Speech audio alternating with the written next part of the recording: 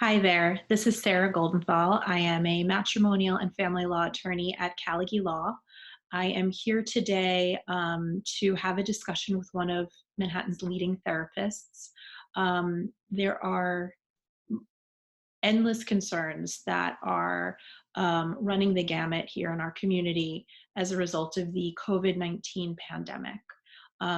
Those concerns are, belaboring our client base in the family law world, but the community at large, concerns relating to the illness itself, the financial crisis, how to deal with conflict in a situation where you're being quarantined or you're sheltering in, and how to move forward through this. So today we have with us Andrew Tepper, who has 16 years of experience in group and individual psychotherapy.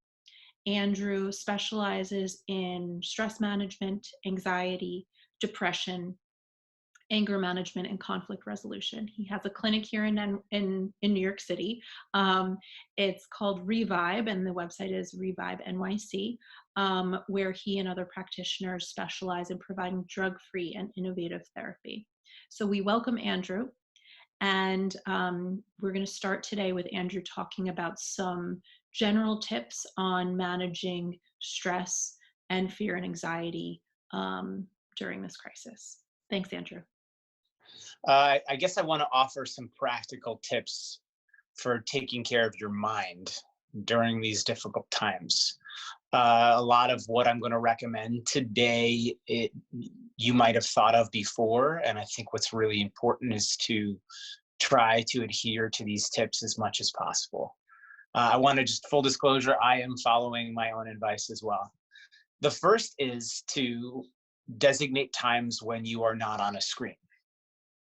To find a couple times a day where you are off of your computer or your phone or television, and engaging in activity that's not screen oriented. This is just good for your brain chemistry.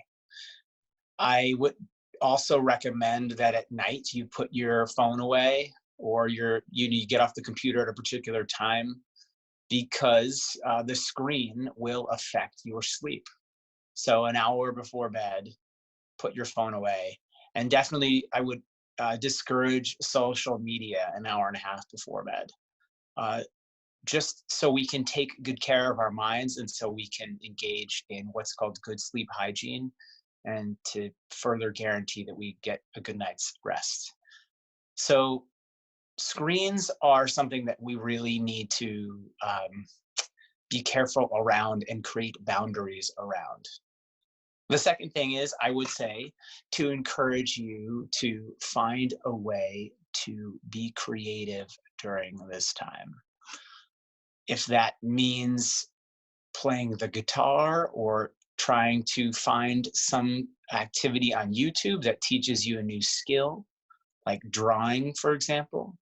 If that means downloading a free app and strengthening your ability to speak a new language.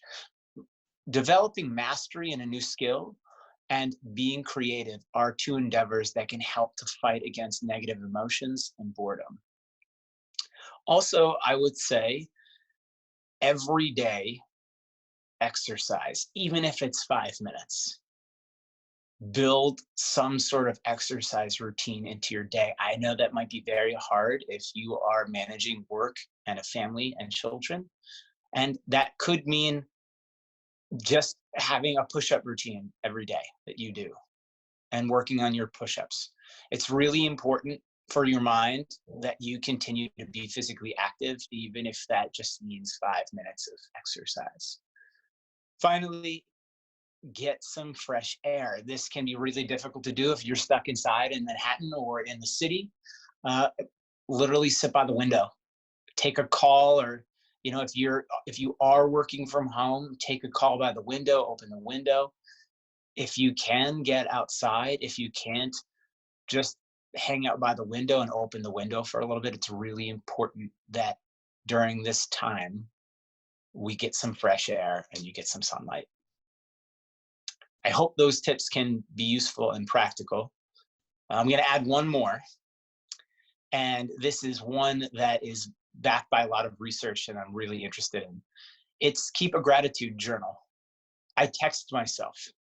That's how I keep my gratitude journal. But I would encourage you to, if you want to kind of engage in this activity, how I do it, at the end of each day, I text myself 3 things that I'm grateful for that happened that day.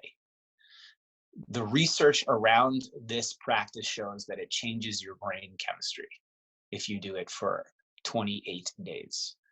So this is something small and could take 2 minutes. And if you do it every day, it's good for your mind. So those are some tips. I hope they're helpful. Thank you, Andrew. Those were some really excellent tips that I am sure will be helpful to our viewers, our clients, and the community at large. Really, your expertise is truly, appreciated during this time. And we look forward to our next conversation really soon. Take care.